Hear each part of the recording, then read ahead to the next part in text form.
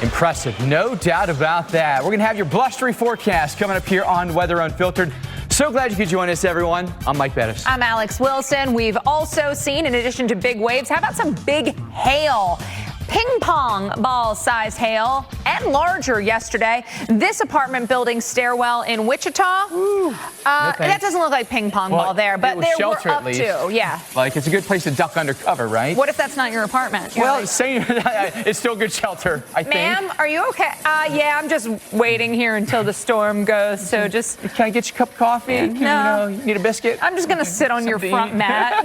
You feel bad for him, though. There you can see it was really piling up for us here. There could be some more severe weather back in our forecast. Yeah, we've got a few days of opportunities into tonight. You can see parts of the Northeast down into sections of the Tennessee Valley. Tomorrow, have a little better chance back into sections of the Ohio Valley. All right, so all these areas are going to keep a real close eye on, extending into your weekend even. So if you have plans to be outside, we're going to bring you some. Let's take you to Nashville. Put on your cowboy boots and let's play some honky tonk. We've got 88 degrees on the thermometer right now. So, you're sweating. It's that season where we all want to do fall, but we can't necessarily do fall because it's still too hot. Everyone knows that, like, Britney Spears meme where she's like sweating and it's like me trying to wear my fall outfit and look cute, but it's just too darn hot. All right, so 88 now, but there are some changes coming. When we look at the forecast moving forward, we're going to see those numbers drop, some more so than others, but the drop will be preceded by some storms, and some of these could be on the strong to severe side. Again,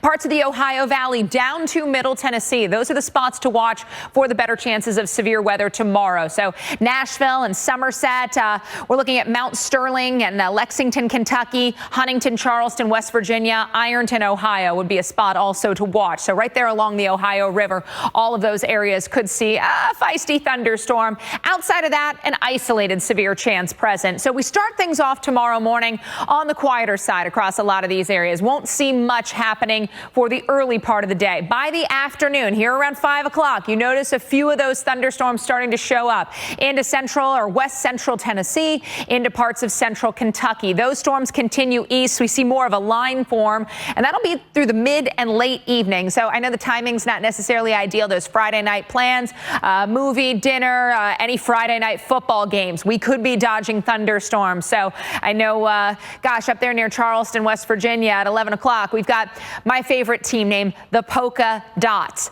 Town name is Polka. Dots is the team. So we could be, again, dodging some thunderstorms and maybe even having some stoppages of play because these storms will, of course, bring the risk of lightning on their own. And then there's also the severe threats. Now, overnight into Saturday, we still have quite a bit of a mess on the radar. Showers and thunderstorms. Memphis area, early start to your thunderstorms. Places like Birmingham and Huntsville also looking at that chance of thunderstorms to start the day. So, again, you may get an unwelcome wake-up call. You're like, I was hoping to sleep in just a little bit. Now, you may be, the thunder may be saying you're getting up and starting the day and making breakfast for the whole family. All right, energy for storms building north then on Saturday. Now we've got the mid-Atlantic. Now we've got the Northeast in that opportunity zone for severe weather. Front coming through, that's going to provide the lift. So we've got lift, we've got energy, we will have moisture. Now, setup not crazy good that we're thinking, gosh, there's going to be, showers and thunderstorms everywhere, but I do think there will be showers and thunderstorms with a few of those turning severe. So it's the lower end severe risk, but it's a severe risk for our Saturday. Saturday morning, we've got the showers and thunderstorms again through sections of the Ohio Valley, back down through Kentucky and Tennessee. Afternoon hours, that's when we watch places like Albany, when we watch places like New York and Philadelphia, D.C., Baltimore, the Delmarva. So Wilmington and Dover, Delaware could be spots that get in on some frisky thunderstorms.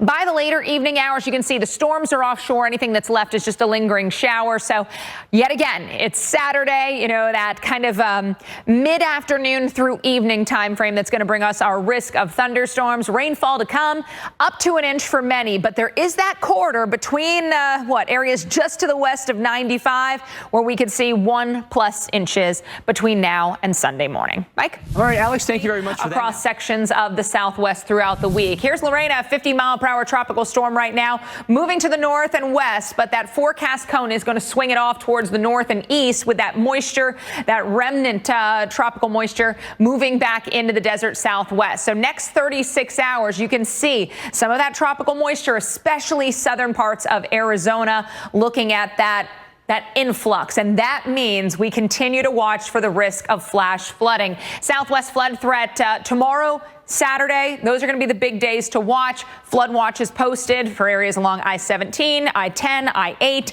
I-19. So we're looking at Phoenix all the way down towards the U.S.-Mexico border as far north as Prescott. A little bit of southeastern California also in play for that potential flood risk. When we look at Tucson, so far for the month of August, it has been very, very dry. Second hottest August on record and the driest on record. So it's been very hot and very dry. Total rainfall just over 1/10 of an inch. That's it. That's all you've seen for the month. Average would be nearly 2 inches. So we are running well below average. However, we've got 1 to 2 inches of rainfall. Now we're in September, so you're not going to, you're still going to chalk it up to the driest August on record. But do we make it all up very quickly? That's the concern. When we look at forecasts, you want to get just a little bit each and every day, little drops in the bucket, so to speak, that would be more manageable. 1 to 2 inches of rainfall coming into the weekend, that would spell flood problems. So that's why we do have the flood watches. The flash flood risk is also going to be present. We've got some flash flood warnings, even a severe thunderstorm warning out there now. But let's start here in Arizona. We've got Pima and Pinal counties under the flash flood warning. This continues until 5:15. Considerable threat with this, and it's still raining in these areas. So we've seen some moderate to heavy downpours, still raining heavily in parts of this warned zone. Rainfall amounts have been in that ½ inch to 1 inch plus in a short period of time. And remember, that's all going to run to those low spots. Southern Nevada, southeast California, western sections of Arizona also under flash flood warnings. And as I mentioned, severe thunderstorm warning as well. So gusty winds would also pick up some dust. So we'll continue to watch for that. Rainfall to come. Highest amounts farther to the south, some 1 to 2 inch amounts possible into Saturday. Outside of that, this really goes to show the pretty widely scattered nature that we'll have to our showers and thunderstorms. Some areas may not see anything. Some areas will and could see, again, 1 to 2 inch totals. That's why we've got to watch to monitor that risk of flash flooding so closely, Mike. Yeah, absolutely, Alex. Thank you. Also in the Pacific. Yeah, and when we look at the overall storm threat, we're talking lower end. Now, a little better chance into tomorrow, and it does include some bigger metros. So Nashville, Tennessee, Lexington, Kentucky, Huntington, Charleston, West Virginia, up into the southern parts of the state of Ohio. Outside of that,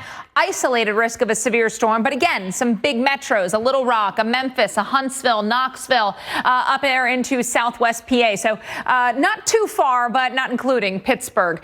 We look at what's going to happen tomorrow. We'll start the day with some scattered showers around Fort Smith, especially, though, up into parts of Kansas and Missouri. Storms get going, though, by the afternoon. So a lot of your day is quiet, but look at the storms percolating over here in west central Tennessee. Look at the storms here into west central Kentucky. That forms a line by mid to late evening. Unfortunately, I know that's prime time for Friday night football games, so we'll have to watch for some of these to possibly be affected. Maybe, blowing a timeout on this and getting everybody out of the stands, because lightning will be a threat with any of these thunderstorms.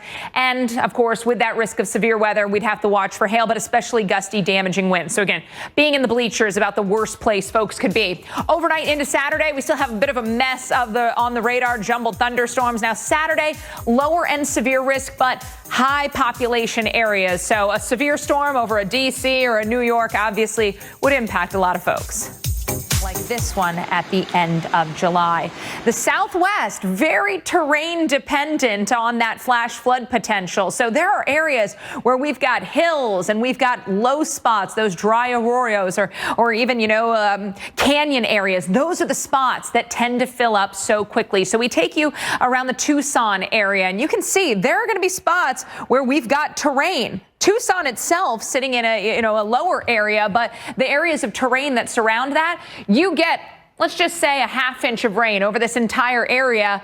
Well, that ½ inch of rain on the hillside is going to fall towards those low spots. And again, when you look at some of these communities, some of these Canyon Heights, Sabino Highlands, these are going to be areas vulnerable to even more influx of water as that heavy rain falls, moves into those lower communities. So this is how you get those scenes of rushing water across sections of the Southwest. We go from a different angle, and again, looking at some of those homes that would be vulnerable, also looking at the terrain along with some of these creek beds. They're going to be the spots that fill up. So here, this is the low spot. Anything that falls over the terrain will work into this area and then eventually work up towards the Tucson area. So Southwest, we have to think about, all the activities that folks like to do when they're visiting sections of the Southwest. Yeah, hiking and everything's great, but you're hiking in some of these lower spots and you've got rain coming down on the higher elevations, that's going to rush downhill and put you in danger.